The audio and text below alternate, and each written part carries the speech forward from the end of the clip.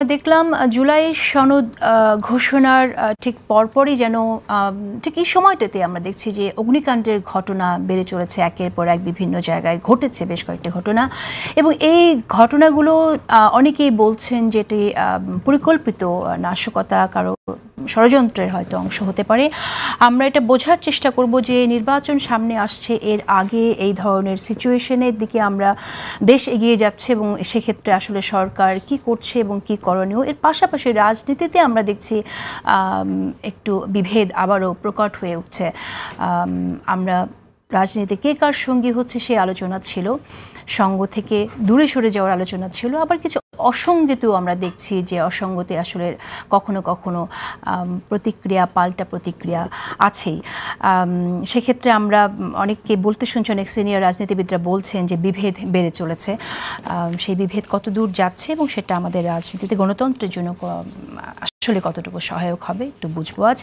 আমাদের সাথে আজ স্টুডিওতে উপস্থিত আছেন ডক্টর জাহিদুর রহমান, রাজনৈতিক বিশ্লেষক, এবং আছেন প্রধান উপদেষ্টা সিনিয়র সহকারী প্রেস সচিব ফয়েজ আহমেদ, এবং আরও আছেন জাতীয় নাগরিক পার্টির যুগ্ম সদস্য সচিব ফরিদুল হক, ফয়েজ আহমেদ এবং ডক্টর জাহিদুর রহমান। আপনি তিনজনকে অশেষ ধন্যবাদ সময় দেওয়ার জন্য। আমার মনে হয় যে যেহেতু শাহজালাল আন্তর্জাতিক বিমানবন্দরের যে অগ্নিকাণ্ডের ঘটনা, সেই ঘটনাটি এতটাই ব্যাপক, এবং আপনারা নিশ্চয়ই জানেন যে 12,000 টন মালামাল, খুদ $1 বিলিয়ন মূল্যের ক্ষয়ক্ষতি হয়েছে এই এয়ারপোর্ট। এবং এর বাইরেও আমরা জানি নারায়ণগঞ্জে চিনির কলের আগুন, চট্টগ্রাম বন্দরে 12,000 টন মালামালের জাহাজ ডুবি, এইগুলো কিন্তু সব হয়েছে 48 আওয়ার্সের মধ্যে, লাস্ট 48 আওয়ার্সে। আমরা যদি শাহজালাল আন্তর্জাতিক বিমানবন্দরের যে অগ্নিকাণ্ড সেটা নিয়ে একটু শুরু করতে চাই, ফয়েজ আহমেদ, আমি আপনার কাছ থেকে শুনতে চাই যে একটি সমালোচনা আছে যে এটা আসলে বিমান বাংলাদেশ কার্গো এই তদন্তটা কেন করছে, কেন এই তদন্তটা আসলে ব্যবিচেক মানে আপনার সিভিল এভিয়েশন কেন করছে না? জি, আপনাকে ধন্যবাদ। দেখুন, তদন্ত করার ক্ষেত্রে আপনি একটা জিনিস পরিষ্কার হওয়া প্রয়োজন, যে সেটা হচ্ছে, আমি জাস্ট একটু অন্য প্রেক্ষাপট দিয়ে শুরু করি। ধরুন এই যে একের পর এক অগ্নিকাণ্ডের ঘটনা, এবং একটি আগুনের সঙ্গে আরেক একটি ঘটনার সঙ্গে যদি আপনি দেখেন, কিছু ক্ষেত্রে বেশ মিল রয়েছে। মিলের জায়গাটার অন্যতম একটা বড় বিষয় হচ্ছে আমাদের এক্সপোর্ট ইম্পোর্ট ওরিয়েন্টেড যে বিজনেস, সেই বিজনেস এটা সরাসরি ইঙ্গিত করে যে সেদিকে। এখন সরকারের জায়গা থেকে এটা নাশকতা কিনা এই ধরনের কোনো ধরনের স্পেকুলেশনে যাওয়াটা উচিত নয়। এটা পলিটিক্যাল স্পেকুলেশন থাকতে পারে। আপনি যদি সচিবালয়ে একবার আগুন লাগার পরে যদি খেয়াল করেন, দেখবেন যে সারা দেশের মানুষ ধরেই নিয়েছিল এটা একটা নাশকতার ঘটনা। সরকার তদন্ত করে দেখেছে এখানে নাশকতার কিছু হয়নি, আসলেই একটা দুর্ঘটনা। সুতরাং এই ঘটনাগুলি আসলেই দুর্ঘটনা কিনা নাকি পরিকল্পিত কোনো ঘটনা, সেটা একটা বিষয়। কিন্তু এখানে যেটা হচ্ছে উদ্বেগের বিষয়, সেটা হচ্ছে যে আপনি নির্বাচনকে আপনার শুরুতে আপনি যেটা বলছিলেন, সামনে নির্বাচন, সরকারের প্রস্তুতি। সরকার কিন্তু শুরু থেকেই বলছে যে নির্বাচন যত ঘনিয়ে আসবে তত এই নির্বাচনকে বানচাল করার জন্য নানানমুখী ষড়যন্ত্র থাকবে। এই যারা ষড়যন্ত্রকারী তারা যে শুধু ঘটনা ঘটিয়ে তার থেকে ফায়দা নিবে তা কিন্তু নয়, কখনো কখনো ঘটনা ঘটলেও সেখান থেকে ফায়দা নিবে। সুতরাং একটি বড় দুর্ঘটনা ষড়যন্ত্রকারীদেরকে নানান সুযোগও তৈরি করে দেয় অনেক সময়, বা নতুন পরিকল্পনার ক্ষেত্রেও উৎসাহ যোগাতে পারে। সো এই যে ইন্টারিম গভর্নমেন্টের কিন্তু এই সমস্ত ঘটনাকে পলিটিক্যালি কাউকে ব্লেম করে কোনো কিছু গেইন করার নেই, হিসাবটা পরিষ্কার। কোনো কিছু ঢাকার প্রয়োজন নেই, কোনো কিছু অতিরঞ্জিত করারও ব্যাপার নেই, যা ঘটনা তাই। সেক্ষেত্রে সরকারের সংশ্লিষ্ট প্রতিষ্ঠান এগুলি যেভাবে ফাংশন করে, যেভাবে মনে করেছে একটা তদন্ত হওয়া প্রয়োজন, সেভাবেই করেছে। এখন ধরুন এটা নিয়ে আলোচনা হচ্ছে যে এরা না করে অন্যরা করলে কেমন হতো, সেই আলোচনাটা হতে পারে, সেটা নিয়ে সরকার ভাবতেও পারে, হয়তো সেটা কোনো অসুবিধা না। ধরুন আমাদের সোসাইটিতে তো এক্সপার্টদের অপিনিয়নকে কখনো আমরা উড়িয়ে দেই না, নাগরিকদের অপিনিয়নকে আমরা কখনো অমর্যাদার দৃষ্টিতে দেখি না। সেক্ষেত্রে সরকারের বহু সিদ্ধান্ত অনেক সময় চেঞ্জ হয়েছে, আবার সেটা নিয়ে আমরা সমালোচনা শুনেছি যে সরকারের সিদ্ধান্ত পাল্টে যায়, অথচ সরকারের সিদ্ধান্ত কিন্তু পাল্টানোই উচিত।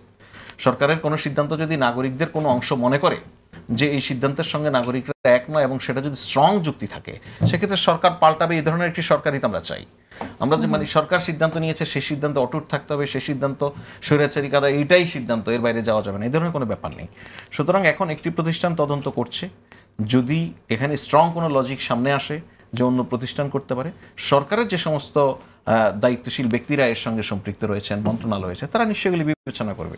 এটা বড় সমস্যা না। বড় সমস্যা হচ্ছে আমাদের ধরুন ক্ষতি নিরূপণের জায়গা, এই ঘটনাটা কিভাবে ঘটলো, এটা কি একটা নিছক দুর্ঘটনা কিনা, যদি দুর্ঘটনা ঘটে থাকে সেক্ষেত্রে কী কী দুর্বলতা ছিল সেগুলি আইডেন্টিফাই করা, তার ভিত্তিতে ব্যবস্থা। আর যদি নাশকতা হয়ে থাকে তার সঙ্গে কারা জড়িত, কেন, সেই সার্কেলটাকে কিভাবে ধরা যায় সেই বিষয়ে বিবেচনা করা। সুতরাং আমার কাছে এটা মনে হয় না যে এখানে সরকারের দিক থেকে কোনো রেজিট মনোভাব আছে যে আমরা এটা দিয়ে করছি অন্যটা দিয়ে করতে পারবো না, এই ধরনের কোনো ব্যাপার নেই।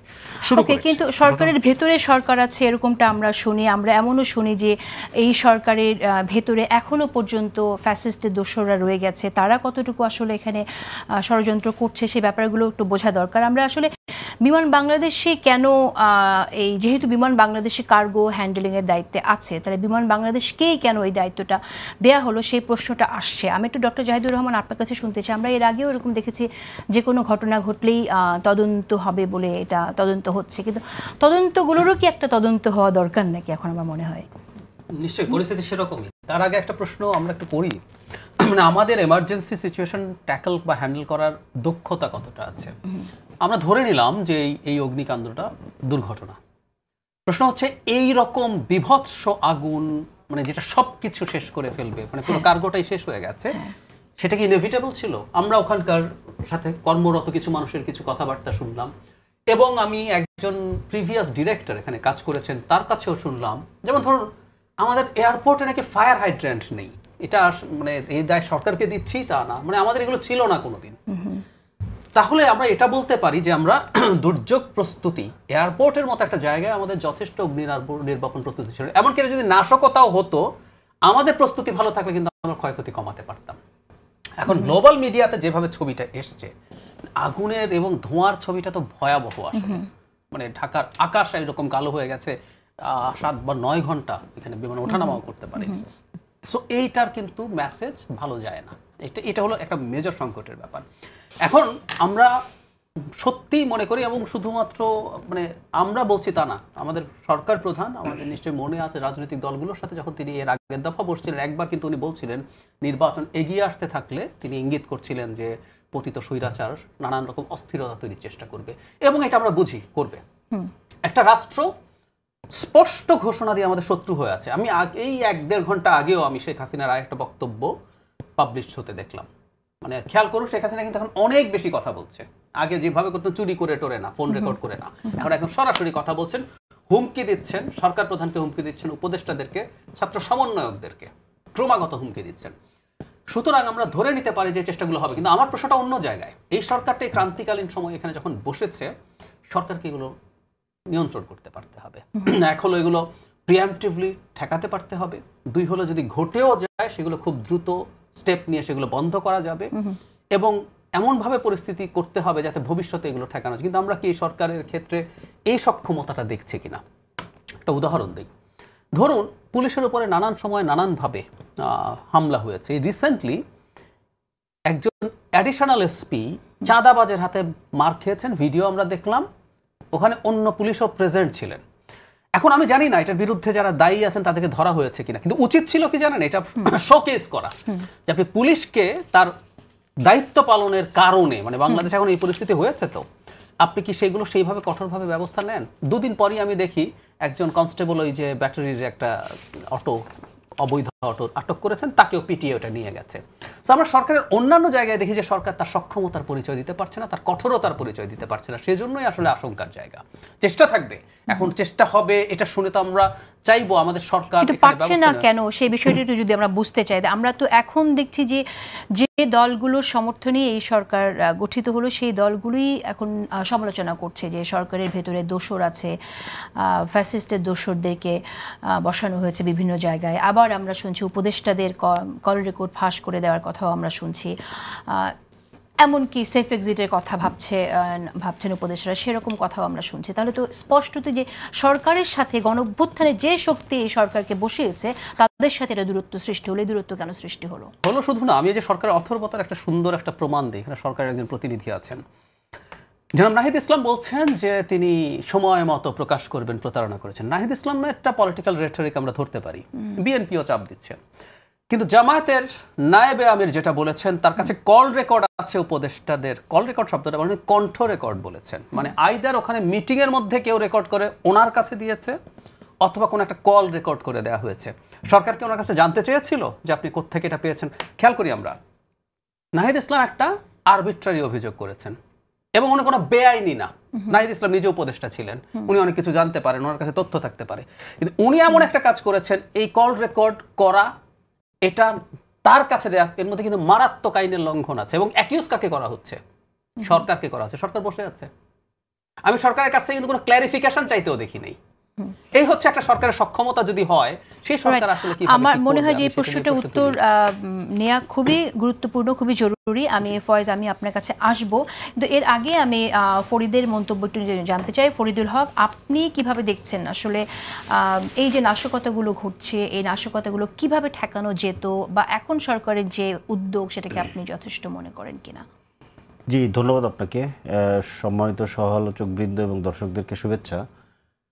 এখন আমাদের যেটা, এই কথাটা আমরা কয়েকবার বলেছি, কিন্তু ধরেন এটা আমাদের জায়গা থেকে বলা কিছুটা ঝুঁকিপূর্ণ আমাদের জন্য, মানে আমাদের ইমেজের জন্য ঝুঁকিপূর্ণ। আমি যেহেতু একটা রাজনৈতিক দলের প্রতিনিধিত্ব করি, তো ধরেন কোনো একটা কথা, কোনো একটা কথার ভেতরে 100-র মধ্যে 10, 5 কিংবা 2 যদি কোনোভাবে সরকারের পক্ষে যায়, তাহলে ধরেন কিংস পার্টির অভিযোগটা আরও বেশি করে সামনে আসে আর কি। এই জন্য এটা আমাদের জন্য ঝুঁকিপূর্ণ। কিন্তু আমাদের একটা জিনিস মাথায় রাখা দরকার, সেটা হচ্ছে আমরা সরকারের সমালোচনা ফ্যাসিবাদী সময়ে যেভাবে করছি, এই সরকারের সমালোচনা আমাদের একই কায়দায় না করে, মানে হয়তোবা একই কায়দায় না করে সমালোচনাটা আমরা করতাম, পাশাপাশি সরকারের পেছনে রাষ্ট্রটা আমাদের আসলে দেখা দরকার ছিল। এটা খুব দুর্ভাগ্যজনক যে আমাদের সামনে যে সুযোগ আসলে, আমরা রাষ্ট্রের সংস্কারের কথা বলছি, আমরা নতুন রাষ্ট্রের দিকে যেতে চাচ্ছি, আমরা ধরেন গত 14 মাসে আমরা বহু আলোচনা করছি, কিন্তু রাষ্ট্রটাকে আসলে আমরা কতটুকু চিনতে পারতেছি, এই জায়গাটাতে আমার খুব দারুণভাবে সন্দেহ আছে। মানে ধরেন সরকার আসলে কারা, মানে সরকার কতজন ব্যক্তি আর রাষ্ট্র কত বড়, এই জায়গাটার পার্থক্য আমাদের করতে পারতে হয়। আরেকটা ব্যাপার হচ্ছে যে ধরেন যেইভাবে এই রাষ্ট্রকে ধরেন একদলীয় রাষ্ট্র করা হয়েছিল গত 16 বছরে, হাসিনা যেভাবে যে সেটআপটা দিয়েছে, একটা গণঅভ্যুত্থানের পরে একটা কি বলে যে যৌথ ম্যান্ডেট নিয়ে কোনো একটা অনভিজ্ঞ সরকারকে এই জায়গাটা থেকে এই রাষ্ট্রকে ধরেন অন্তত রাষ্ট্রের ব্যক্তিগুলোকে পরিবর্তন করা কিংবা ব্যক্তিগুলোকে ডিকটেট করা, এই জায়গাটা আসলে কতটুকু তৈরি করতে পারে, এই জায়গাটার মধ্যে বিরাট সন্দেহ আছে। তৈরি করতে পারতে হবে, সেজন্যই তো আসলে এই চ্যালেঞ্জটা আমি ওই জায়গায় আমি সরকারের পক্ষ নিচ্ছি, কিন্তু আমি একটা জিনিস বলছি, সেটা হচ্ছে যে এই সরকার এবং রাষ্ট্র আলাদা করে দেখতে পারার ব্যাপারটা। আর ব্যাপারটা এই ধরনের ঘটনার ক্ষেত্রে যে বড় ঘটনাগুলো যেটা করে, ধরেন এয়ারপোর্টের ঘটনাটা, ইপিজেড এর ঘটনাটা, এই দুইটা ঘটনা খুব সিরিয়াস। কারণ ইপিজেডে আমি যতটুকু জানি, আমি যতগুলো ইপিজেডে আমি জীবনে গিয়েছি, আমি দেখছি এটা খুবই হাইলি আপনার ধরেন মনে করেন মেনটেইনড। এখানে এই ধরনের ঘটনা ঘটার সম্ভাবনা খুবই কম থাকে এবং ঘটলেও খুব দ্রুত এটা রেসপন্স করতে পারে।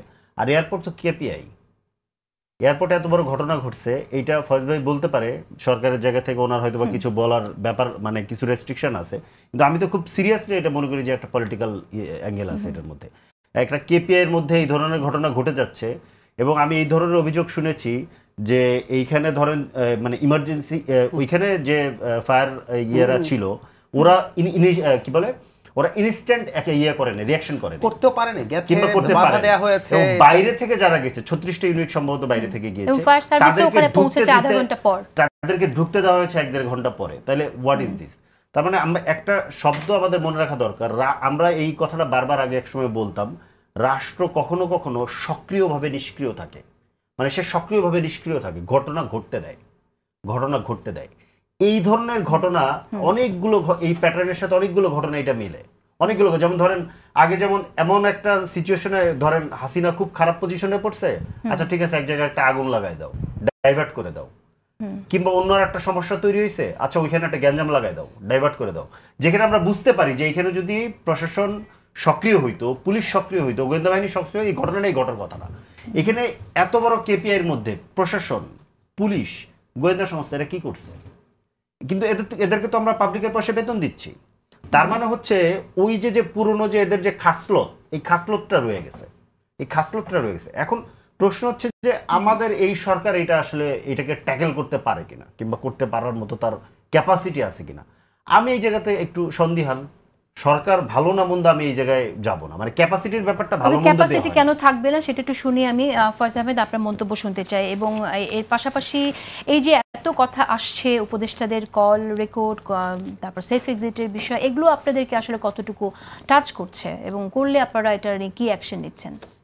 দেখুন, প্রথম কথা হচ্ছে যে প্রথমত আমরা মনে করি রাজনৈতিক নেতৃবৃন্দ এই যে কথাগুলি বলছেন, অলমোস্ট সবগুলি পলিটিক্যাল পার্টি তাদের নিজ নিজ স্বার্থের জায়গায় যখন তার স্বার্থ মিলছে না তখন সরকারকে ব্লেম করছেন যে যার জায়গা থেকে, ন্যায্য এবং অন্যায্যভাবে। এর অধিকাংশই পলিটিক্যাল রেটরিক, খুবই পলিটিক্যালি এগুলি বক্তব্য। সরকারকে এগুলি আহত করে, এটা সত্য। কিন্তু এই সরকারের প্যাটার্নটা এরকম। আপনি কি করে নিশ্চিত হলেন যে সবই আসলে এখানে পলিটিক্যাল রেটরিক, তারা এটা মিন করছেন না বা তাদের কাছে আসলে আমরা বুঝতে পারি, আমরা দুইভাবে বুঝতে পারি। একটা হচ্ছে যে বাস্তবতার সঙ্গে তো আমরা এক ধরনের বসবাস করি, সরকারের ভিতরকার বাস্তবতার সঙ্গে, সেই বাস্তবতা থেকে বুঝতে পারি। আরেকটা হচ্ছে আপনার এই ঘটনার কথাগুলি যখন হয় তারপরেও সরকারের নানান পর্যায়ে এগুলি নিয়ে আলাপ আলোচনা হয়। এটাও তো বাস্তবতা, যে বাস্তবতা আপনি পুরো বলতে পারবেন না সরকারের থেকে। হ্যাঁ, সেটাও সেই বাস্তবতা আছে। তবে আমাদের সরকারের ক্ষেত্রে এরকম খুবই মানে এরকম, যেমন আমি বাস্তবতা একটা বলতে পারছি না, যেটা ব্যক্তিগতভাবে আমার মনে হয় এখানে নাশকতা হতে পারে, কিন্তু আমি সরকারকে প্রতিনিধিত্ব করছি, আমি সেটা বলতে পারি না নাশকতা হতে পারে। এটা একটা আলাদা মিনিং দাঁড় করায়। সেই জায়গায় আমি মনে করি যে সরকার স্বচ্ছতার সঙ্গে কাজটা করুক। অহেতুক দেখুন, ধরুন আমরা নাশকতার কথা যদি বলি, এখন প্রধানতম নাশকতার ক্ষেত্রে আমাদের প্রধান শত্রুকে আমরা যদি ডোমেস্টিক জায়গা থেকে ধরি, যে আওয়ামী লীগ, তাই না? সো আওয়ামী লীগের ক্ষেত্রে কি আসলে এই বাস্তবতা আছে যে আওয়ামী লীগ যদি ঘটনাটা আসলে না ঘটায়, একটা ঘটনা ঘটিয়ে তাদেরকে নাম দেওয়ার প্রয়োজন আছে তাদেরকে বিপদে ফেলার জন্য? তারা এত ঘটনা নিজেরা ঘটিয়েছে, সেগুলি দিয়ে বিপদের শেষ নেই, তার বিচার করার জন্য তাকে আইনের মুখোমুখি। সুতরাং নতুন করে সরকারের আর কোনো নাটক করার এখানে প্রয়োজন নেই, এটা হচ্ছে বাস্তবতা। আর আমি যেটা বলছিলাম আপনাকে, এই সমস্ত বক্তব্যের ক্ষেত্রে এই যে মানুষগুলি সরকারকে নানানভাবে তাদের নানান স্বার্থের বিষয় আমি বলছি, যে কখনো কখনো কোনো জায়গায় তাদের খুব স্বাভাবিক, কিন্তু আমাদের পলিটিক্সে এগুলি আমি খুবই জায়েজ মনে করি। যখন জনপ্রশাসন সচিব নিয়োগ হবে নতুন করে, তখন সবগুলি দলই চাইবে যে তার পছন্দের, তার মনা একজন মানুষ বসুক, যাতে আগামী নির্বাচনে অন্তত তার জন্য একটা ফেভারেবল অবস্থা থাকে। এটা আমাদের পলিটিক্সের ন্যায্য, আমাদের পলিটিক্সে এগুলি চাইতে পারে। সরকারের ভূমিকা হচ্ছে সরকার তার মতো করে আগামী নির্বাচনটা শান্তিপূর্ণভাবে নিরপেক্ষভাবে অনুষ্ঠান করার জন্য যাকে বসানো প্রয়োজন সরকার তাকে বসাবে। এখন ঘটনা এমন ঘটে যে সরকার তার ঠিক লোকটাকে যখন নিয়ে গেল, সেটা যখন ধরেন জামাতের পছন্দ হয় নাই, জামাত বলছে যে উপদেষ্টাদের মানে কল রেকর্ড না, ঠিক এটা বলছে আলাপের কণ্ঠের রেকর্ড আছে, এটা ঠিক পরিষ্কার না। একটা জিনিস একটু বলি, মানে নাহিদ ইসলামের বক্তব্য আর তাহের সাহেবের বক্তব্য কিন্তু ফান্ডামেন্টালি ডিফারেন্ট। এটা আপনি এগ্রি করেন? আমি ফান্ডামেন্টালি এভিডেন্স আছে, এটা স্পষ্ট করে বলা হচ্ছে। কাউকে এই জায়গা থেকে আলাদা করতে চাই না, অন্তত একটা বিবেচনায় দুজনের বক্তব্যের পিছনেই রাজনৈতিক উদ্দেশ্য রয়েছে। ধরুন সেফ এক্সিটের জায়গাটা জনাব নাহিদ ইসলাম যেটা বলেছেন, সেটা তাহের কাছে এভিডেন্স আছে, এই যে এভিডেন্স নাহিদ ইসলামও কিন্তু এভিডেন্সের কথা বলেছেন। না, এভিডেন্সের কথা বলেননি উনি, উনি বলেছেন আমার কাছে নাম আছে, আমি সেফ এক্সিটের কথা শুনে দেন, আমি শেষ করি। সুতরাং জনাব নাহিদ ইসলামের বক্তব্য এবং জনাব আব্দুল্লাহ মোহাম্মদ তাহের ওনার বক্তব্য, ওনাদের কারো বক্তব্য ঠিক মাত্রার জায়গা থেকে কাটটা কত সুযোগে একদম সুদৃঢ়, সেটার চেয়ে গুরুত্বপূর্ণ হলো আমরা মনে করি আমরা দুজনেরই পলিটিক্যাল ইন্টারেস্টের সাথে আমরা আঘাতপ্রাপ্ত, সে জায়গায় আমরা মনে করি। আর সরকারের পজিশনটা হচ্ছে সরকারের অন্তত এই সবগুলি মানুষকে নিয়ে কাজ করতে হচ্ছে। সরকারের বিপদে আপদে, আমি খুব ভেঙে বলি, খোলামেলা বলি, সরকারের বিপদে আপদে সরকার কোনো কিছুতে ভয়ও যদি পায়, তখন এই পার্টিগুলিকে এই কাছে ডেকে নেয়, তারাই সঙ্গে দাঁড়ায়। মানে তারা না থাকলে সরকার খুবই দুর্বল। ডেফিনেটলি আপনি এই পলিটিক্যাল পার্টিগুলি যদি বলে যে আমরা সরকারের সঙ্গে নাই, তাহলে সরকারই নেই। কিন্তু এখন তো এরকম বার্তায় অনেকটা আমরা পাচ্ছি যে সরকারের অনেক সমালোচনা সামনে আসছে, উপদেষ্টাদের নিয়ে যেসব সমালোচনা আসছে, সরকার থেকে কি একবারও বলেছিল যে কাদের কল রেকর্ড, কণ্ঠ রেকর্ড আপনাদের কাছে আছে, আমাদের সাথে জানান? সরকার থেকে বলা মানে ধরুন আমরা বিভিন্ন গণমাধ্যমে বিভিন্ন বক্তব্যে বিভিন্ন প্রতিক্রিয়ায় আমরা এটা বলেছি যে সমস্ত রাজনৈতিক নেতৃবৃন্দ এই ধরনের অভিযোগ করছেন তাদের প্রতি আমাদের আহ্বান, আপনারা এগুলি প্রকাশ করুন। শুধু আহ্বান জানিয়ে হবে কিনা আমি ডক্টর জাহিদুর রহমান আপনার কাছে শুনবো। এখন আমরা এটা নিয়ে কতটা এক্সট্রিমে যাব, ঠিক পলিটিক্যাল পার্টির সঙ্গে দূরত্ব আমরা কতটা তৈরি করতে পারি, এটা একটা ডিলেমা আছে। ওকে, তার মানে সরকার এটা নিয়ে একটু দ্বিধাদ্বন্দ্বে আছে। দ্বিধাদ্বন্দ্বের ব্যাপার নয়, আপনি ওই কনক্লুশনে পৌঁছাবেন না। আমি বলছি যে আমরা তো এই সরকার এই দলগুলির সঙ্গে এমন যদি হতো যে একটা দল পুরোপুরি একটা বিষয় নিয়ে পুরো অনাস্থা তৈরি করেছে, তারা সরকারের প্রতি তাদের কোনো আস্থা নাই, সেটা আমরা ফিরছি আমরা তাদের আস্থায় আছি, সেখানে থেকে আস্থাটা ধরে রেখেই আমরা সামনে এগোতেছি। ডক্টর জাহিদুর রহমান, আপনি কিছু বলতে চাইছিলেন যখন কিনা আমরা ফয়েজের সাথে কথা বলছিলাম উপদেষ্টাদের নিয়ে যে মন্তব্যগুলো আমরা শুনছি বিভিন্ন রাজনৈতিক দলের, বিশেষ করে নাহিদ ইসলাম এবং আমরা সৈয়দ মোহাম্মদ তাহেরের কথা বলছিলাম। আপনার মন্তব্য শুনতে চাই। আচ্ছা, প্রথম কথা হলো জনাব নাহিদ ইসলাম বলার পরও আমরা অন্তত দুজন উপদেষ্টাকে দেখলাম সেটা রিঅ্যাক্ট করছেন। জনাব নাহিদের উচিত হবে জানানো কি, কিন্তু জনাব তাহেরকে কি সবাই ভয় টয় পান কিনা আমি আসলেও জানি না।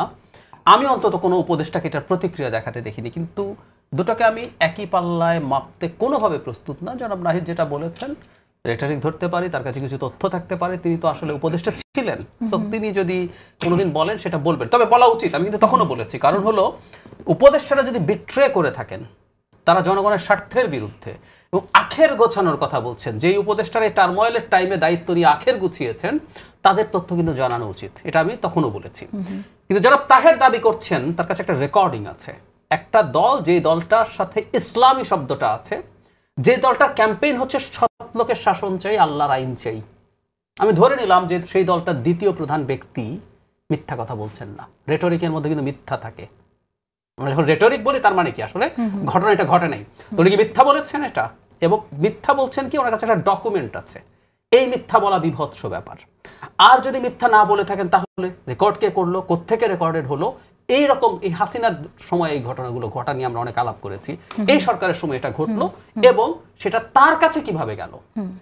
তার মানে আমি অনেকগুলো দেখুন এটা কোথায় গিয়ে ঠেকে, যদি গোয়েন্দা সংস্থা রেকর্ড করে, তার সাথে জামাতের বিরাট খাতির হয়েছে। এখন ওনারা রেকর্ড করে জামাতের নায়েবে আমিরের কাছে এটা দিয়ে বলেছেন আপনি এটা সময় মতো ব্যবহার করেন, অথবা উপদেষ্টাদের মধ্যে মিটিং এর মধ্যে কেউ কি আছেন যিনি রেকর্ড করে জামাতের কাছে দিয়েছেন, উনি জামাতি।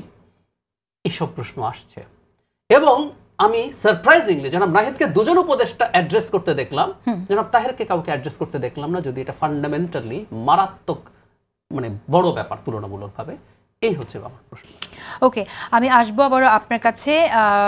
ফরিদুল হক, আমি আপনার কাছে একটু শুনতে চাই যে নাহিদ ইসলাম যে পোস্টটি দিয়েছেন, সেই পোস্টের পরে আমরা দেখলাম জামাত থেকে তারা বলছেন যে এটা সর্বৈব মিথ্যা, এটা সর্বৈব মিথ্যা এবং দুঃখজনক, এর কোনো যৌক্তিক, এই বক্তব্যের যৌক্তিক কোনো ভিত্তি নেই। আপনার মন্তব্য শুনতে চাই, বা আপনাদের এনসিপি থেকে আপনারা এই মন্তব্যের কি প্রতিক্রিয়া আপনারা জানিয়েছেন? মানে ব্যাপারটা হচ্ছে যে আমরা পুরো মানে কমিশনের পুরো আলোচনার মধ্যে একেবারে থেকে ডিসেম্বর থেকে শুরু করে এই পর্যন্ত কমিশনের আলোচনার ভিতরে নিম্নকক্ষের পিয়ারের আলোচনাটা কখনোই ন্যাশনালি ছিল না। এটা হচ্ছে একটা ব্যাপার। 2 নম্বর ব্যাপার, আপার হাউসে যদি পেয়ার থাকে, আপার হাউসে পেয়ারটা হচ্ছে গিয়া লোয়ার হাউসটা যেভাবে আছে এইভাবে রেখে আপার হাউস পেয়ারে যাওয়া মানে হচ্ছে আপনি এখানে একটা ব্যালেন্স অফ পাওয়ার করতেছেন, এটা একটা রাষ্ট্রের সংস্কার। আর যখন আপনি নিম্নকক্ষে পেয়ার চাচ্ছেন, তার মানে এটা একটা নির্বাচনী সংস্কার চাচ্ছেন, দুইটার মধ্যে পার্থক্য আছে। এবং এই আলোচনাটা কখনোই কমিশনে হয়নি লোয়ার হাউস পেয়ারের বিষয়টা। এটা হচ্ছে একটা জায়গায় রাখেন। আর একটা জায়গায় খেয়াল করেন যে ওনারা 5টা দাবি করেছেন। 5টা দাবিতে আমি কোথাও একটা জায়গায় বলেছিলাম যে আমি ওনাদের 4.5টা দাবির সাথেই একমত, ওই লোয়ার হাউস পেয়ার বাদে 4.5টার সাথে একমত। কিন্তু খেয়াল করেন যেটা হচ্ছে আধা নাম্বার দাবি, মানে আধা দফা, যেটা এই আধা দফা হচ্ছে গিয়া প্রধান দফা হয়ে গেল, বাকি 4.5 দফা নিয়ে কিন্তু আলোচনা নাই। অন্যান্য ইসলামিক দলগুলোকে নিয়ে এবং আন্দোলনটা যে হচ্ছে আন্দোলনের ভিতরে ওইটা প্রধান হয়ে গেল। এবং আন্দোলনটা কখন শুরু হচ্ছে? যখন আমরা আলোচনাটা শেষ করে ফেলেছি। এখন কিন্তু আমরা বাস্তবায়ন প্রক্রিয়ার আলোচনা করেছি 2.5 মাস। সংস্কার কমিশনে বাস্তবায়ন প্রক্রিয়ার আলোচনা হয়েছে পুরো অগাস্ট, সেপ্টেম্বর এবং অক্টোবরের হাফ পর্যন্ত, 2.5 মাস। ওই সময়টাতে ওনারা এই আন্দোলনটা শুরু করছেন। এইটা হচ্ছে গিয়া, এটা যেটা হয় যে আপনাকে একটা মেইন জায়গা থেকে সরিয়ে আর একটা ইস্যু সামনে এনে এটাকে প্রধান করে তোলা হলো। এই যে বাস্তবায়ন প্রক্রিয়া, যেই জায়গাটাতে এনসিপি অনর থেকে জুলাই সনদ স্বাক্ষর অনুষ্ঠান বর্জন করলো, যে জায়গাটাতে অনর, এইটা কিন্তু আমাদের জন্য এখন মেইন এজেন্ডা।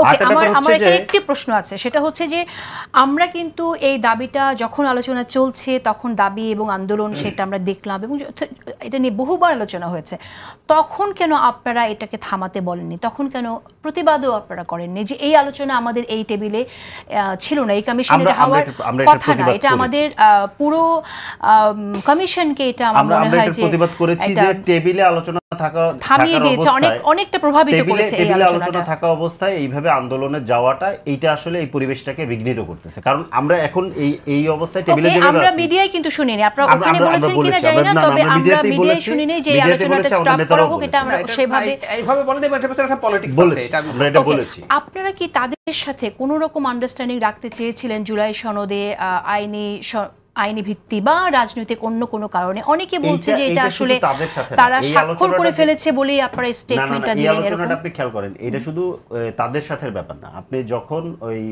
এই শেষের 15 দিনের যে আলোচনা, এখানে কিন্তু শেষের 2টা কি 3টা মিটিং হয়েছে, বাকি সময় কিন্তু কমিশনই বলে দিয়েছে যে দলগুলো আপনারা আলোচনা করেন।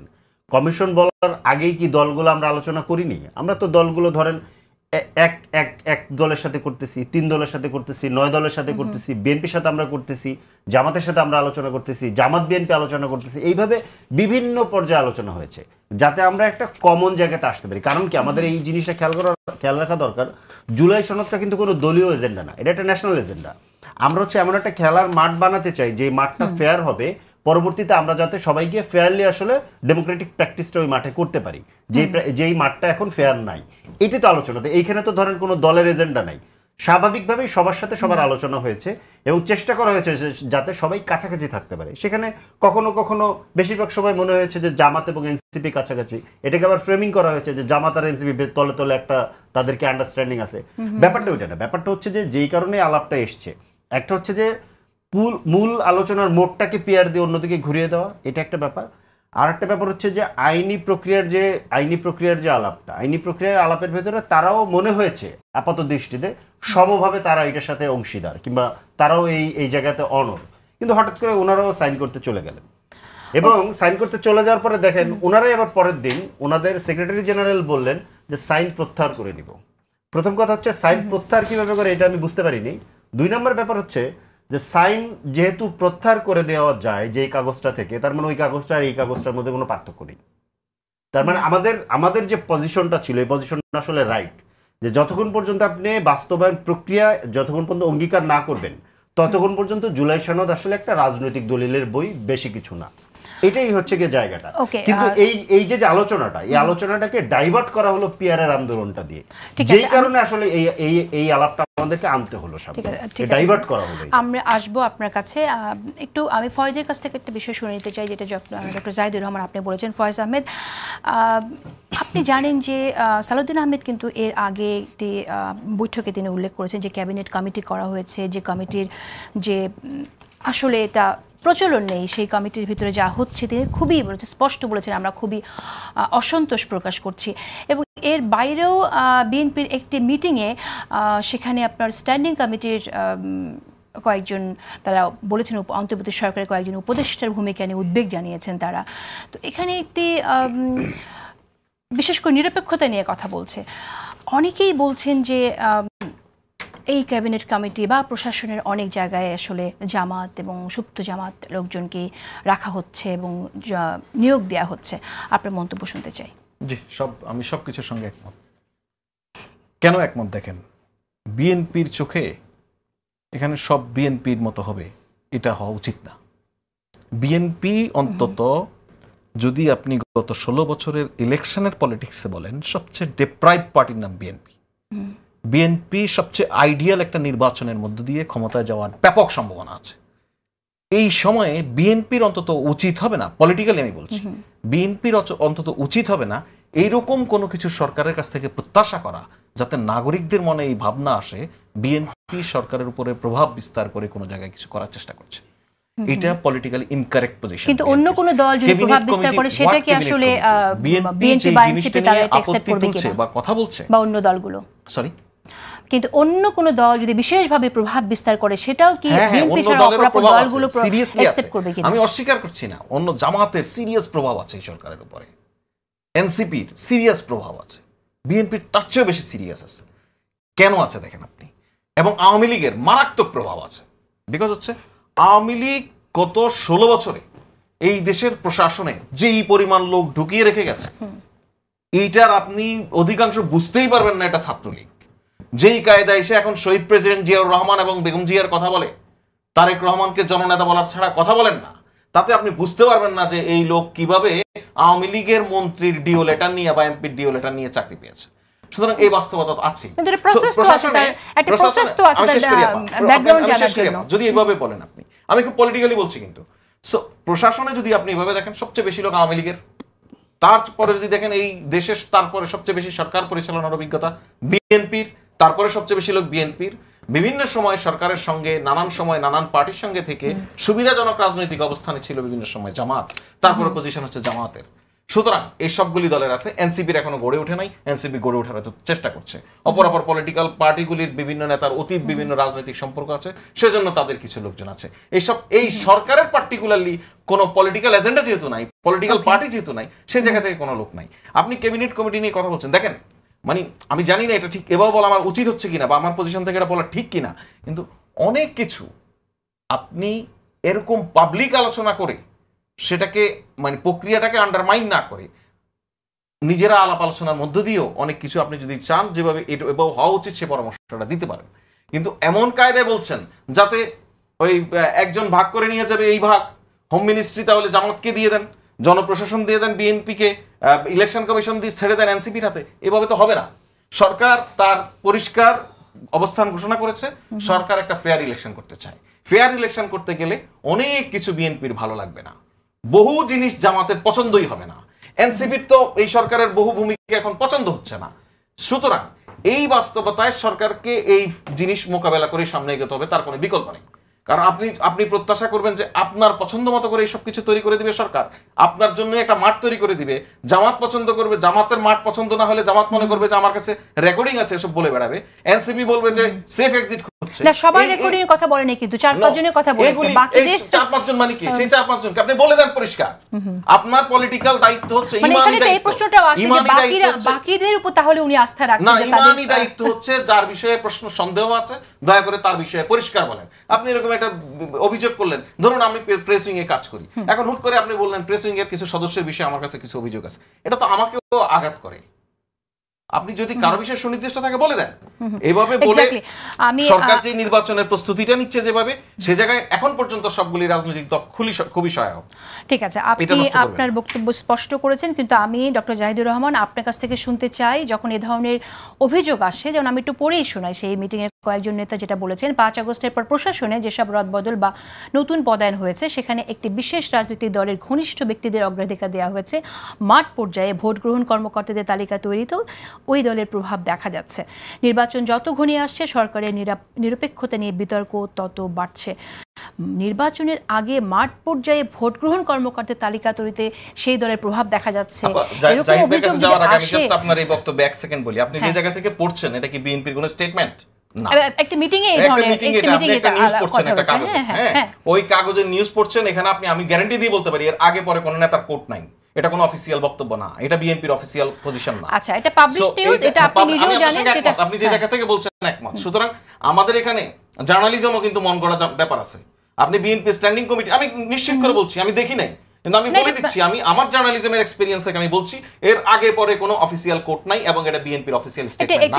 সুতরাং এই জিনিস দিয়ে যখন আপনি আমার পজিশন থেকে বা সরকারের জায়গা থেকে একটা রিঅ্যাকশন প্রত্যাশা করবেন, তার আগে সেটা অফিসিয়াল হওয়া উচিত। এটা বিএনপির অফিসিয়াল না, বিকজ বিএনপি কে জামাতকে সব পার্টিকে এই জায়গায় সহযোগিতা করতে দিচ্ছি। কিন্তু অফিসিয়াল বক্তব্য তো ওইটা ছিল, ক্যাবিনেট কমিটি নিয়ে যে অসন্তোষ প্রকাশ, সেটা তো অফিসিয়াল, সেটা তো আমরা সবাই দেখেছি। ক্যাবিনেট কমিটি না, সেটা হচ্ছে জনপ্রশাসন বিষয়ক একটা কমিটি আছে সরকারের।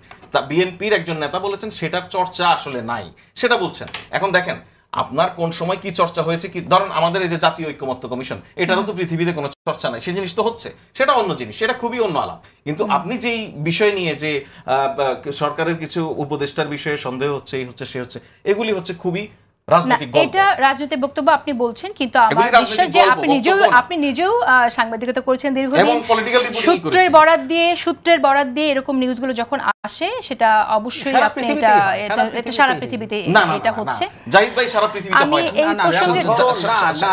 শুনেন, আমি শুধু যে আমি ঢাকার সাংবাদিকতা করেছি না ভাই, আমি পৃথিবীর সাংবাদিকতা করেছি। এরকম সোর্স দিয়ে নাম কি উল্লেখ করে করে সব সময় নিউ ইয়র্ক টাইমসে সব ভাই এরকম একটা জিনিস হয় সব সময়, সেটা অন্য জিনিস ভাই।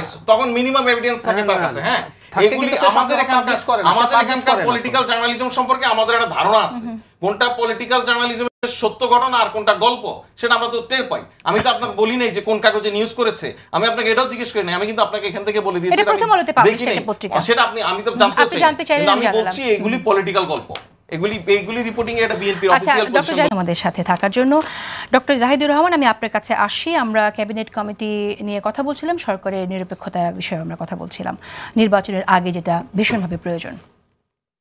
মানে এখন একটা কথা আমি মানি যে দলগুলোর প্রত্যেকেই চেষ্টা করবে সরকারকে চাপে রাখতে, যে তুমি যথেষ্ট নিউট্রাল না, তোমাকে নিউট্রাল হতে হবে, কারণ অ্যাটলিস্ট এই চাপের কারণে সরকার যাতে এমন কোনো পদক্ষেপ না নেয় যেটা তার বিরুদ্ধে যায়। এটা একটা মানে বেসিক রুল, আমরা এটা ধরতে পারি, ভুল না। কিন্তু একই সাথে আমরা যেমন জামায়াতে ইসলামী সম্পর্কে যে আলাপগুলো করা হয়, বিশেষ করে জামায়াতে ইসলামী যেভাবে অপারেট করে, তারা এখানে আসলে আমি আজকে বিস্তারিত বলবো না, কোনো একদিন হয়তো বলবো, মানে দু একটা কাজের ক্ষেত্রে আমি জামায়াতে ইসলামী কিভাবে অপারেট করে আমি নিজে এবার দেখলাম। মানে এই যে তারা বলে রাখা ভালো, সৎ লোকের শাসন নিশ্চিত করবেন, তারা কি শাসন নিশ্চিত করবেন আমি আসলে দেখতে পাচ্ছি। তারা তাদের জায়গা থেকে যদি এই ধরনের এই যে তালিকা করা থেকে শুরু করে বিভিন্ন জায়গায় ম্যানিপুলেট করার মতো স্কোপ যদি তৈরি হয়, সেটা হতে পারে, সেটা হবে না বলা যায় না। সেই জন্য আমার কাছে মনে হয় যে যে ক্ষেত্রে অভিযোগগুলো আসছে, যাদের বিরুদ্ধে অভিযোগগুলো আসছে, সরকার শেষের দিকে এসে, আমি বলছি না যে কারো ডিমান্ড অনুযায়ী কাজ করতে হবে, কিন্তু নতুন করে আবার সবকিছু, যেমন আমরা কি করি, আমরা ডিসিএসপি পাল্টে ফেলি, রিটার্নিং অফিসার যারা হবেন, এবং এবার যেভাবে করার কথা বলা হচ্ছে করলেন, ঠিক একইভাবে আমার মনে হয় উপদেষ্টাদেরকে যাদেরকে যেভাবে যেখানে দায়িত্ব দেওয়া হয়েছিল, এগুলো নতুন করে যদি সেটা রাখতেও হয়, নতুন করে পাল্টে ফেলা দরকার। এবং আমি এটা ব্যক্তিগতভাবে মনে করি নির্বাচনকে সামনে রেখে কিছু উপদেষ্টা যুক্ত হওয়াও উচিত হতে পারে, এবং সরকার যদি নির্বাচনের আগে মানে ইনফ্যাক্ট এখনই, আর এখন সময় হয়ে গেছে, কারণ এখন নানান জন উপদেষ্টাকে নানান রকম অভিযোগ এসছে। যেমন আমি এমনি একটা উদাহরণ দিই, ইনএফিসিয়েন্সির কথা। স্বরাষ্ট্র উপদেষ্টা অভ্যন্তরীণ সাধারণ ক্ষেত্রে তিনি ঠিকঠাক মতো ওনার বাহিনী বা ওনার মন্ত্রণালয় চালাতে পারেন নাই, উনি নাকি আবার কৃষি উপদেষ্টাও। মানে এই হচ্ছে পরিস্থিতি। এবং সামনে একটা নির্বাচন যখন আসছে, আমি ওনার সততা নিয়ে প্রশ্ন তুলছি, ওনার ইনকেপেবিলিটি আমি দেখছি। আবার কারো ক্ষেত্রে কারো প্রতি বায়াসের যদি প্রশ্ন আসে, সেগুলো তো আসছে। সুতরাং আমার মনে হয় নির্বাচনকে সামনে রেখে সরকারের এই ব্যাপারগুলো মনোযোগ দেওয়া দরকার। তবে একই সাথে আবার শুরুতে যেটা বলেছিলাম, দলগুলো কিন্তু সরকারকে চাপে রাখার জন্য নানান মন্তব্য করবে, এটা ফ্যাক্ট। এটা খানিকটা ফয়েজ ভাইয়ের বক্তব্যের মতো শোনাচ্ছে, কিন্তু এটা ফ্যাক্ট যে তারা চাইবে তাদের পক্ষে অন্তত যাতে নেগেটিভ কিছু সরকার না করে। ওকে, আমরা তো, আপনি জামাতের রাজনীতির কথা বলছিলেন, জামাতের রাজনীতি আমরা দেখছি মাঠে রাজনীতি করছে, এমনকি মসজিদেও আমরা দেখছি জামাতের রাজনীতি সেখানে যাচ্ছে, তাদের বার্তা পৌঁছে দিচ্ছে। সেই জায়গা থেকে জামাত যে ইমপ্রেশন তৈরি করছে, এটার কাউন্টার বিএনপি, আসলে বিএনপি ন্যারেটিভটা কিভাবে সামনে আনছে, আমি একটু আপনার কাছে শুনতে চাই। আমি এখন পর্যন্ত সোশ্যাল মিডিয়াতে যেটা দেখলাম, বিশেষ করে মসজিদে জামাতের একজন নেতাকে বলতে শোনা গেছে, এটার একদম রেকর্ড পাওয়া যায়, যদি এখানে রাজনৈতিক আলাপ করতে দেওয়া না হয়, এখানে কোরআন তেলাওয়াত করা যাবে না। জামাতের একজন নেতা এরকম একটা, মানে খুব টপ কেন্দ্রীয় নেতা নন, কিন্তু মানে আঞ্চলিক নেতা, এই ধরনের একটা মন্তব্য আছে। সো জামাত মসজিদে এবং বেশ কিছু জায়গায় আমরা ব্যানার দেখেছি, কর্মী সভা করছে, মানে তারা এক ধরনের রেফারেন্স দিয়ে এটা করার চেষ্টা করছেন। কিন্তু আমি মনে করি এটা একটা সিরিয়াস আনরেস্ট তৈরি করবে। আমি বিএনপির পক্ষ থেকে অন্তত, বিএনপির বাইরেও আমি দেখছি যারা মধ্যপন্থী মানুষজন আছেন চিন্তার দিক থেকে, বা বাংলাদেশকে যারা চায় না যে একটা কেওসের মধ্যে আমাদের সমাজ ঢুকুক, তারা কিন্তু এটাকে প্রটেস্ট করছে। কিন্তু আমি মনে করি বিএনপি পার্টি হিসাবে এই ব্যাপারে আসলে সরকারের হস্তক্ষেপ চাওয়া উচিত, যে এই ব্যাপারে সরকারের স্পষ্ট দিক নির্দেশনা থাকা দরকার, যে মসজিদকে আপনি আসলে ধরনের রাজনৈতিক কর্মসূচি বা সভার মানে কেন্দ্র করবেন কিনা, সেটার একটা প্ল্যাটফর্ম করবেন। ওয়াজ মাহফিলগুলোতেও আমরা দেখি যে রাজনৈতিক বক্তব্য ইদানিং, ওয়াজ মাহফিলগুলোতে যদি হলো, কিন্তু আমার কাছে যেটা মনে হয় মাঝে মাঝে ধরুন মিথ্যাচার হচ্ছে, এটা নিয়ে কি পদক্ষেপ নেওয়া উচিত বা উচিত কিনা, সেই জিনিসগুলো দরকার আছে। এখন ওয়াজ মাহফিল করার জন্য আমি জানি না আসলে এটাকে কতটুকু ব্যারিয়ার দেয়া যাবে। মানে জামাতকে ভোট না দেয়া মানে আপনি ধর্ম বিরোধিতা করছেন, এগুলো ওয়াজে বলা হচ্ছে। জামাতকে ভোট দিলে আপনি বেহেশতে যাবেন না, সেটা বলা হচ্ছে। এগুলোর কোনো সীমারেখা কতটুকু পারা যাবে বা নির্বাচনী আচরণ বিধির মধ্যে এগুলো কিভাবে ফেলা যায়, আমার মনে হয় এটা সিরিয়াসলি বিবেচনা করা দরকার। ওকে, আমি ফরিদুল হক আপনার কাছে শুনবো যে আপনাদের রাজনীতি কি আসলে মানে দুটো দলের সাথে দূরত্ব তৈরি এবং দুটো দলের নেতাদের নিয়ে মন্তব্য করার মধ্য দিয়ে বা দুই দলের পজিশনের বিরুদ্ধে মন্তব্য করার মধ্য দিয়ে নিজেদেরকে আলাদা করতে চাইছেন, নাকি আপনাদের নতুন কোনো প্রস্তাবনা বাংলাদেশের মানুষের জন্য আছে, থাকলে সেটা কি? না, নতুন প্রস্তাবনা তো আছে, নাহলে নতুন দল কেন? আমরা তো পরিষ্কারভাবে বলছি যে নতুন রাজনৈতিক বন্দোবস্ত লাগবে। মানে 72-এর বন্দোবস্ত ফেল করছে, এরপরে 91-এর বন্দোবস্ত ফেল করছে, এরপরে ধরেন হাসিনা আবার এখানে বাকশাল 2 করছে, যেটাকে ফ্যাসিবাদ বলি আমরা, যাই বলি, এখন ওইটাও ফেল করছে গণ অভ্যুত্থানের মধ্য দিয়ে। আমরা উইন করছি, জনগণ উইন করছে, তাহলে এখন তো আপনাকে একটা নতুন বন্দোবস্ত লাগবে। এখন এই নতুন বন্দোবস্তের জায়গাতে আপনি খেয়াল করে দেখেন, আমরা তো খুব মানে গণ অভ্যুত্থানের পরে রাজনৈতিক দল করতে আমরা যাইনি।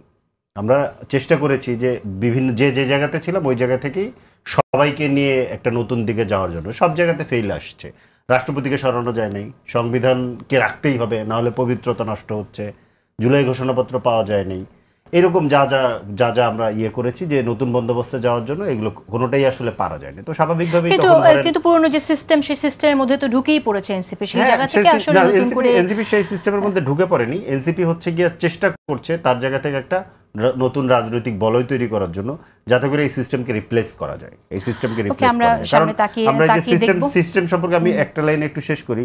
এই যে বিভিন্নভাবে আমরা টের পেলাম, আমি নিজেও আসলে এত বিষয়টা জানতাম না, ধারণা করতাম, আমি শুনতে পেরে সমৃদ্ধ হইলাম যে বিভিন্ন জন প্রশাসনকে নিয়ন্ত্রণ করতে চায়।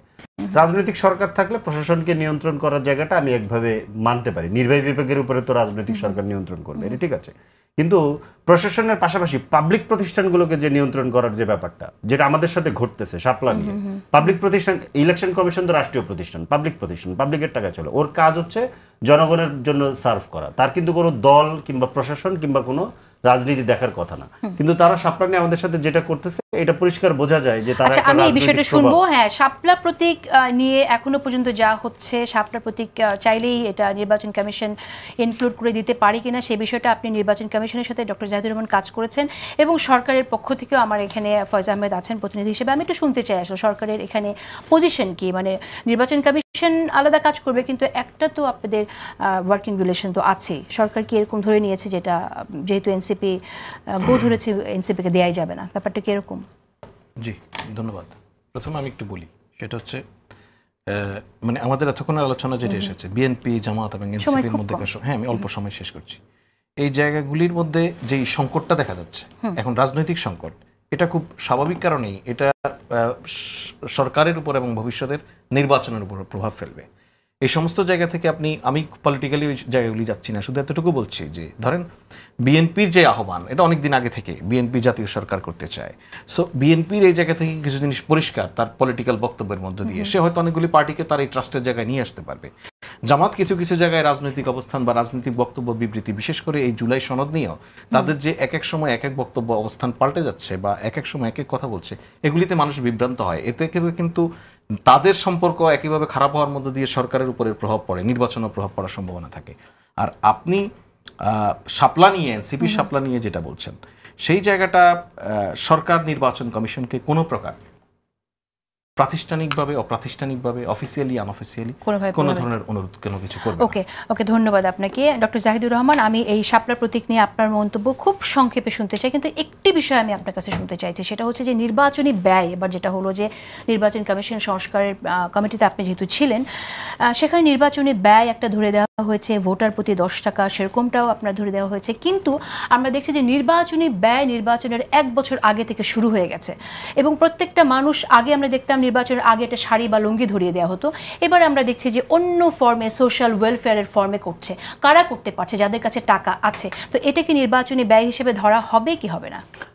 না, এটা আসলে হবে না। যদি না ধরা হয় তাহলে এটা কি আসলে আপনি লেভেল প্লেইং ফিল্ড হলো কিনা? কারণ আজকে যদি ফরিদুল হক নির্বাচন করতে চায়, ওর তো সোশ্যাল ওয়েলফেয়ার করার টাকাটা নেই, সুতরাং একই ফিল্ডে তাহলে তারা একইভাবে খেলতে পারবে কি নির্বাচন করতে? মোটেও না। ইনফ্যাক্ট এই যে নতুন নতুন সব ডাইমেনশন তুলেছে, আমি তার আগে একটু পেছনে, একটু অপ্রাসঙ্গিক হতে পারে, ডাকসু নির্বাচনে কত টাকা খরচ করা যাবে একটা ব্যারিয়ার তৈরি করা উচিত হবে। কারণ ডাকসু নির্বাচনকে মাথায় রেখে হলে, ভার্সিটিতে এবং কারো কারো বাড়িতে যে পরিমাণ খরচ করা হচ্ছে, মানে এটারও একটা ব্যয়ের ঊর্ধ্বসীমা এবং এগুলো খেয়াল করতে হবে সামনে। তো এখন এই পরিস্থিতিটা আসলেই আছে। এখন সমস্যাটা কোন জায়গায় জানেন? এটা সরিয়ে রাখি, তফসিলের পর থেকে যে ক্যাম্পেইন হয় সেই সময়ের যে ব্যয়, সেই ব্যয়েরই আমরা ট্রেস করি না আসলে। মানে এতদিন পর্যন্ত নিয়ম কি ছিল, সর্বোচ্চ 25 লক্ষ টাকা আপনি ব্যয় করতে পারবেন। আমরা এখন 10 টাকা দেয়াতে যেটা দাঁড়ালো, আমাদের অ্যাভারেজ যে সিট সেটা যদি 4 লাখ ভোটার হয় 40 লাখ টাকা হবে। কারণ আমরা দেখেছি এটা ডাইভার্স, 2 লাখ যেমন আছে 7 লাখ ভোটারের কনস্টিটিউয়েন্সি আছে, সবার জন্য 25 লাখ। কিন্তু আমরা বলছি ওই সময়ের যে ব্যয়, আমরা তো ওইটাই আজ পর্যন্ত মনিটর করি নাই, কোনো মেকানিজমই নেই। আমরা 25 লাখ টাকায় কে কবে নির্বাচন করেছে? আজকে থেকে 8 সালেরটা যদি মোটামুটি ফেয়ার নির্বাচন ধরি, 8 সালে এখন থেকে এত বছর আগে, 17 বছর আগে। আর উল্লেখযোগ্য যে এবার অনলাইন মিডিয়া খুবই গুরুত্বপূর্ণ ভূমিকা রাখবে। সেখানে আমরা দেখছি যে পেজগুলোর ফলোয়ার্স বেশি, সেগুলো কিনে ফেলছে, হাজার হাজার পেজ স্পন্সর নিয়ে যাবে সামনে, যেগুলোর পেছনে ব্যয় হবে। আমরা নিজেরা প্রচুর কথা বলেছি, এগুলো ট্রেস করা আসলে আমাদের শেষ করে দেব।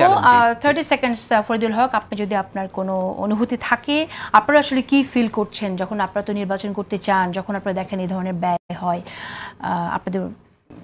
না, এটা তো ধরেন এই যে ফিলিংস গুলো সেম, কিন্তু আমাদের যেটা লক্ষ্য, আমরা আসলে ওইদিকে রাষ্ট্রকে নিয়ে যেতে চাই যে নির্বাচনে ব্যয় করা। কেন? কারণ হচ্ছে এই ব্যয়টা করে এটা একটা ইনভেস্ট, এরপর হচ্ছে এখান থেকে ব্যবসাটা করতে চাই, ব্যবসাটা বন্ধ করে দিতে চাই আমরা, এটা আমাদের একটা লক্ষ্য।